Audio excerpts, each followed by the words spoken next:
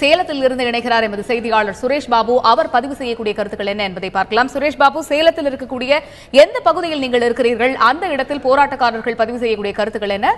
Over to you Suresh Babu. தமிழர்களின் பாரம்பரிய விளையாட்டான ஜல்லிக்கட்டுக்கு விதிக்கப்பட்ட தடையை நீக்க கோரி தமிழகம் முழுவதும் மாணவர்களின் எழுச்சி போராட்டம் உச்சகட்டத்தை எட்டியுள்ளது என்றே கூறலாம். சேலம் மாநகரை பொறுத்தவரை நேற்று சேலம் மாவட்ட ஆட்சியர் அலுவலகம் முன்பாக சேலம் அரசு இருபாலர் கலைக்கல்லூரி மாணவ மாணவிகள், அரசு மகளிர் கல்லூரி மாணவிகள், சட்டக்கல்லூரி மாணவர்கள் மற்றும் தனியார் கல்லூரிகளைச் சேர்ந்த 10,000க்கும் மேற்பட்ட மாணவர்கள் மாவட்ட ஆட்சியர் அலுவலகம் முன்பாக குவிந்து சாலை மறியல் போராட்டத்தில் ஈடுபட்டனர். இதனால் பெரியார் மேம்பாலம்,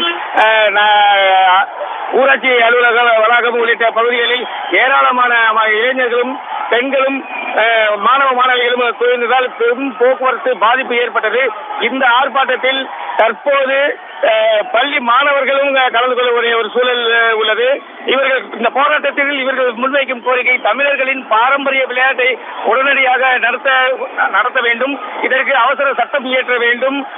ஜல்லிக்கட்டு போராட்டத்திற்கு எதிராக உள்ள பீட்டா அமைப்பை இந்தியாவில் தடை விதிக்க வேண்டும் என்பன உள்ளிட்ட கோரிக்கைகளுடன் அலங்காநல்லூரில் கைது செய்யப்பட்டவர்களை விடுதலை செய்ய வேண்டும் என்ற கோரிக்கைகளை முன்வைத்து நேற்று முழுவதும் போராட்டம் நடத்தப்பட்டது. இந்த போராட்டம் இரவும் நீடித்தது. இதை தொடர்ந்து கடும் குளிரையும் பொருட்படுத்தாமல் இரவு முழுவதும் நீடித்த போராட்டம் தற்போது காலையும் தொடர்ந்து நடைபெற்றுக் கொண்டிருக்கிறது.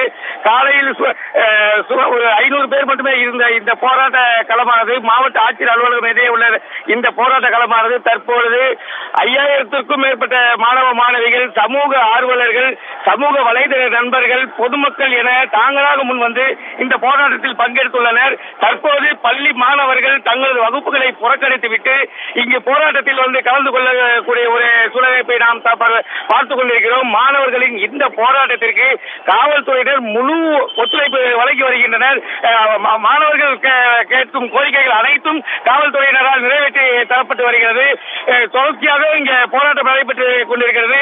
நேற்று போலவே இன்றும் 10,000க்கும் மேற்பட்டோர் இங்கு குவிந்து போராட்டத்தில் ஈடுபடுவார்கள் என்ற ஒரு எதிர்பார்ப்பு ஏற்பட்டுள்ளது. தொடர்ச்சியாக கல்லூரி மாணவ மாணவிகளும் பொதுமக்களும் இங்கு திரண்டு ஆர்ப்பாட்டத்தில் ஈடுபட்டு வருகின்றனர்.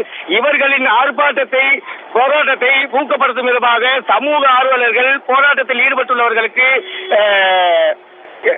குடிநீர், தேநீர், பிஸ்கட், காலை சிற்றுண்டி உள்ளிட்டவைகளை வழங்கினர். அதனை வாங்கி உட்கொண்டு விட்டு தற்போது உற்சாகமாக போராட்டத்தில் ஈடுபட்டு தொடர்ந்து தங்களது கோரிக்கைகளை வலியுறுத்தி வருகின்றனர்.